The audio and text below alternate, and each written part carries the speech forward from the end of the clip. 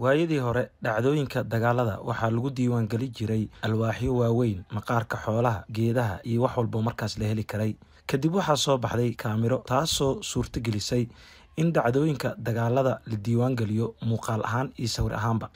In la diiwaan galiyo dagaalada sawir ahaan iyo muuqaal ahaanba dhanka dacaayadda iyo taariikh ahaan waa muhiim.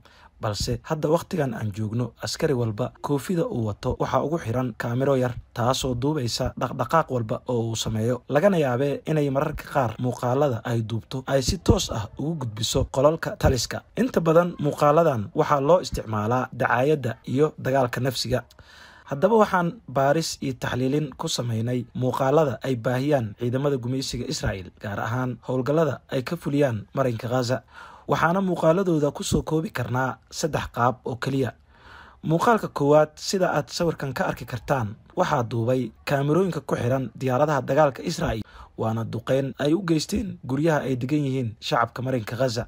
muuqaalka labaadna waa sawir muujinaya dad shacab ah oo ay ciidamada gumeysiga ka soo qabqabteen xaafadaha Gaza, isla markaasna ay qaawiyeen. waxay ka dhigayaan in ay yihiin dagaalyahano isa soo dhiibay oo kale, balse dagaalyahano ma ahane waa shacab ay xaafadaha ka soo qabqabteen. muuqaalka saddexaad waa muuqaal muujinaya ciidamada Israa'iil oo dagaal ku jira. waxay inta badan ciwaan uga dhigaan dagaal foolka fool ah. waxaad arki kartaa waa kaliya askarta Israa'iil oo rasaas ku hurgufaya bartilmaameedyo aadan arki karin. waxaad isleedahay jin miyay la dagaalamayaan aaway cadowga. si walba oo aad u daawato muuqaaladan ay baahiyaan ciidamada Israa'iil, xitaa kuma arkaysid iyagoo dilaya ama dhaawacaya hal dagaalyahan oo Xamaas ka tirsan. sidoo kale kuma arkaysid muuqaaladooda shiishahanadooda oo ku leh waa kan hadda ayaan tooganayaa dagaalyahan Kataib al-Qassam ka tirsan. waxa aan arki karno kaliya waa inay meel cidla ah ku beerdaraynayaan rasaasta. haddii aad doonaysid in aad la barbar dhigto muuqaalada ay maalin walba soo gudbiyaan dagaalyahanada Kataib al-Qassam, kuwaasoo boqolaal ka badan, dabcan dhammaantood waxay ku tusinayaan iyagoo si sugan u bartilmaameedsanaya askarta Israa'iil, taangiyadooda iyo cagafyadooda. weliba inta aysan fulin toogashada waxay dul saarayaan calaamad 3 geesood ah oo gaduudan. waxaadna arki kartaa sida ay u tooganayaan ama u burburinayaan taangiyada iyo gawaarida gaashaaman ee gumeysiga Israa'iil.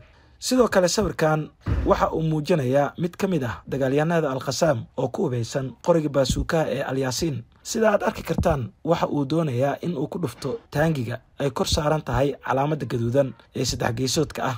dhinaca kalena waa ciidamada Israa'iil oo meel banaan oo cidla ah rasaas ku wada. farqiga u dhaxeeya muuqaalada ay labada dhinac soo gudbiyaan waa intaas.